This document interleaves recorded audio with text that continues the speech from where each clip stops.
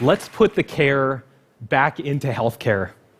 I've been working in the healthcare sector for the last 15 years, and one of the things that drew me to this sector was my interest in the care component of our healthcare systems. More specifically, to the invaluable role played by carers. Now, how many of you in this room consider yourself a carer? By this, I mean how many of you have cared for someone suffering from an illness, injury, or disability? Can you raise your hand if this is the case? Oh, about half of the room. I want to thank all of you who raised your hands for the time that you've spent as a carer. What you do is extremely precious. I am a former cared for patient myself. When I was a teenager, I suffered from Lyme disease and underwent 18 months of antibiotic treatment. I was repeatedly misdiagnosed. Bacterial meningitis, fibromyalgia, you name it, they couldn't figure it out. And if I'm standing here in front of you today, it's because I owe my life to the stubbornness and commitment of one carer. He did everything he could for me, driving long distances from one treatment center to another, searching for the best option, and above all, never giving up, despite the difficulties he encountered, including from a work and quality of life perspective. That was my father. I recovered, and this is largely thanks to his dedication. This experience turned me into a patient advocate. The closer I looked, the more I saw carers providing the same kind of support that my father provided to me and playing a crucial role in the healthcare system. I don't think it's an exaggeration to say that without informal carers like him, our health and social systems would crumble. And yet, they're largely going unrecognized. I am now a long-distance carer for my mother, who suffers from multiple chronic conditions. I understand now, more than ever, the demands that caregivers face. With aging populations, economic instability, healthcare system stress, and increased incidence of long-term chronic care needs, the importance and demands on family caregivers are greater than ever. Carers all over the world are sacrificing their own physical, financial, and psychosocial well-being to provide care for their loved ones. Carers have their own limits and needs, and in absence of adequate support, many could be stretched to the breaking point. Once seen as a personal and private matter in family life, unpaid caregiving has formed the invisible backbone of our health and social systems all over the world. Many of these carers are even in this room, as we have just seen. Who are they, and how many are they? What are the challenges that they are facing? And above all, how can we make sure that their value to patients, our healthcare system, and society is recognized? Anyone can be a carer, really.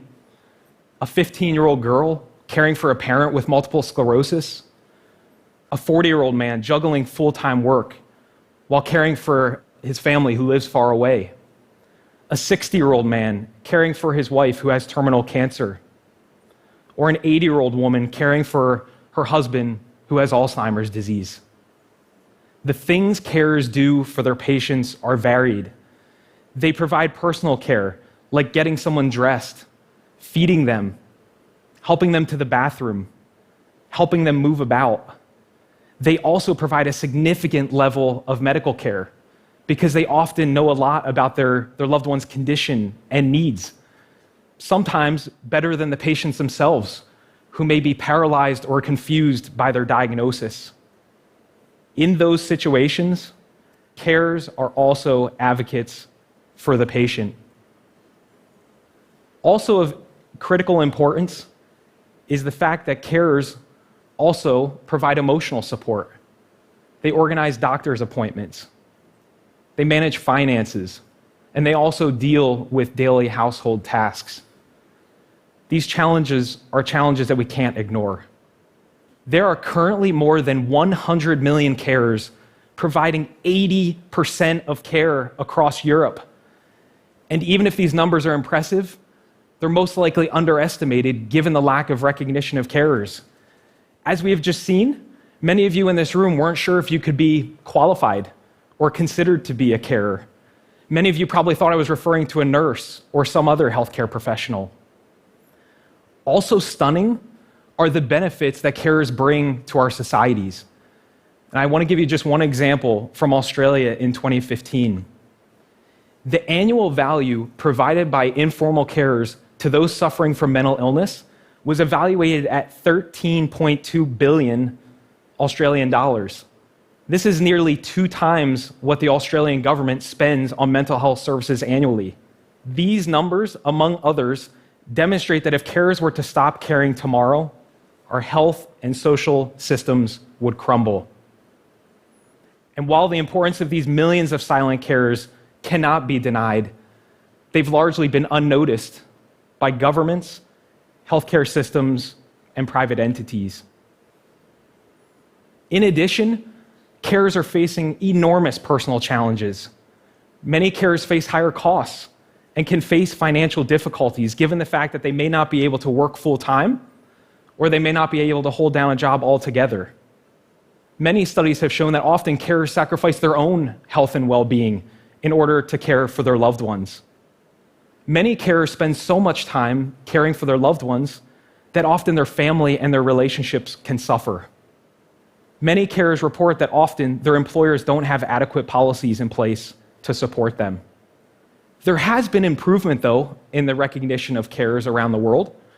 Just a few years ago, an umbrella organization called the International Alliance of Care Organizations, or IACO, was formed to bring together care groups from all over the world to provide strategic direction, facilitate information sharing, as well as actively advocate for carers on an international level. Private entities are also starting to recognize the situation of carers. I am proud that my personal engagement and enthusiasm towards this topic of carers found an echo in my own workplace. My company is committed to this cause and has developed an unprecedented framework for its employees and society as a whole. The objective is to empower carers to improve their own health and well-being and bring about a greater balance to their lives. Nevertheless, much more needs to be done to complement these relatively isolated initiatives. Our societies are facing increased health pressures, including aging population, increased incidence of cancer and chronic conditions, widespread inequality, amongst many others. To confront these challenges, policymakers must look beyond traditional healthcare pathways and employment policies and recognize that informal care will continue to form the bedrock of care. Caring for someone should be a choice and should be done without putting one's own well-being in the balance. But to really put the care back into healthcare, what's needed is a deep societal, structural change. And this can only happen through a change in mindset. And this can start today. Today, we can plant the seed for a change for millions of carers around the world. Here's what I want to suggest. When you go home today or to the office tomorrow morning, embrace a carer. Thank them, offer him or her a bit of help, maybe even volunteer as a carer yourself for a couple hours a week.